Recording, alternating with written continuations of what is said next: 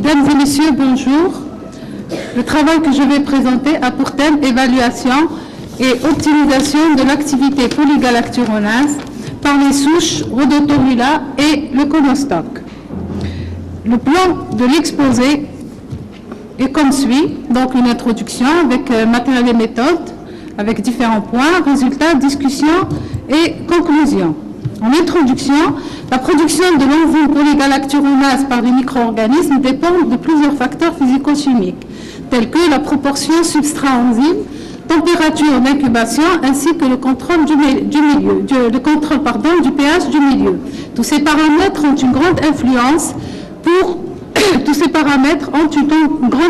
sur l'activité enzymatique. Dans la partie excusez-moi, j'ai oublié de vous parler des objectifs. Les objectifs retenus sont l'optimisation de la production d'enzymes par ces deux souches, c'est-à-dire Rhodotorula et le conostoc. Dans la partie méthode, nous avons dans la présentation de ces souches, donc leur origine, ces souches, donc la souche LNN1, elle a été isolée du lait cru de vache et la souche ONRH9 a été isolée à partir des olives noires conservées dans l'eau salée. Les conditions de culture sont les suivantes. Nous avons utilisé un milieu de culture appelé initialement milieu MP5 avec la référence Atlas 1995. Ce milieu a été modifié où la pectine a été remplacée par l'acide polygalacturonique et il devient le milieu MAPG5. L'incubation, bien sûr, à 30 degrés avec une agitation 105 tours par minute et la biomasse est évaluée par densité optique à 600 nanomètres. Et les dosages de l'activité polygalacturonase ont été réalisés selon les techniques de Nelson et Somogyi. Après incubation, le milieu de culture est centrifugé et le surnageant dialysé. Une solution de substrat est préparée avec de l'acide polygalacturonique dans du tampon acétate de sodium.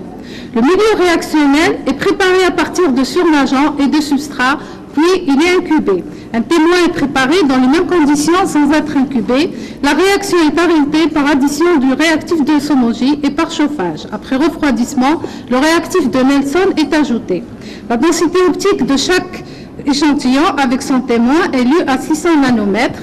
La quantité d'acide galacturonique est déterminée par rapport à une courbe étalon dans une gamme de concentration en acide galacturonique.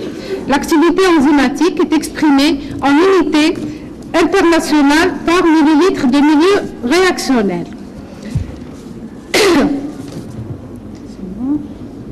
Voilà. L'étude des paramètres de culture qui sont réalisés selon les références de Blanco et Hall, Suarez et Guessous. Donc on a essayé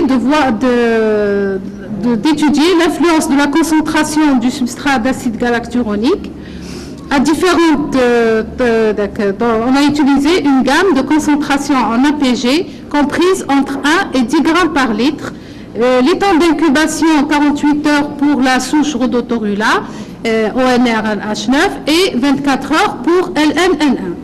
Puis l'influence du pH. Les souches sont cultivées avec des concentrations de substrat et de pH obtenues dans des concentrations de substrat obtenues dans les conditions optimales et les pH et une gamme de pH comprise entre 3 et 9.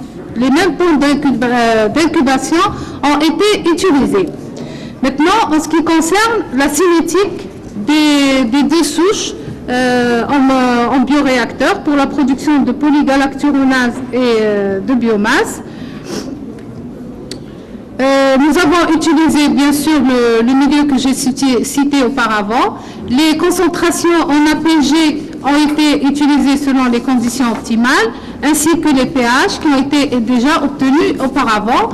L'agitation du milieu 105 tours par minute, et l'oxygénation à 100% au niveau des cuves, et l'inoculum est utilisé à 150 millilitres par cuve.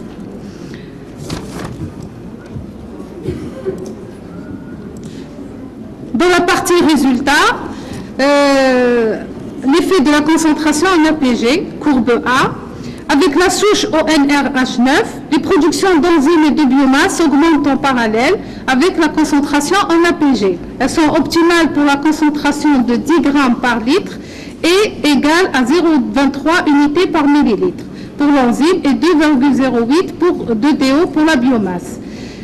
La courbe B représente les résultats de l'effet du pH. Cette souche produit un maximum d'enzymes égal à 0,12 unités par millilitre dans une gamme de pH entre 5 et 6,5.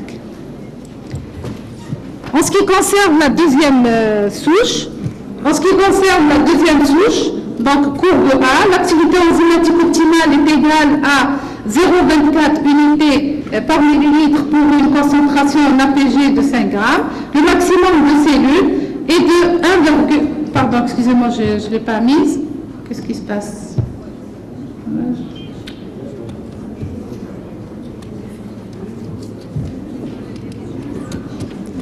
Donc, en ce qui concerne la deuxième souche, l'activité pour la courbe A, l'activité enzymatique optimale est égale à 0,24 unités par millilitre pour une concentration en APG de 5 grammes par litre. Le maximum d'enzymes de cellules est égal à 1,47 de DO. Pour la courbe B, l'activité enzymatique est limitée dans la zone de pH comprise entre 5,5 et 6. Les valeurs observées sont respectivement pour l'enzyme sont respectivement égales à 0,13 et 0,12. Par contre, la production de biomasse est située dans une large gamme de pH comprise entre 4,5 et 6,5 avec des valeurs respectives de DO de 1,36 et 1,49.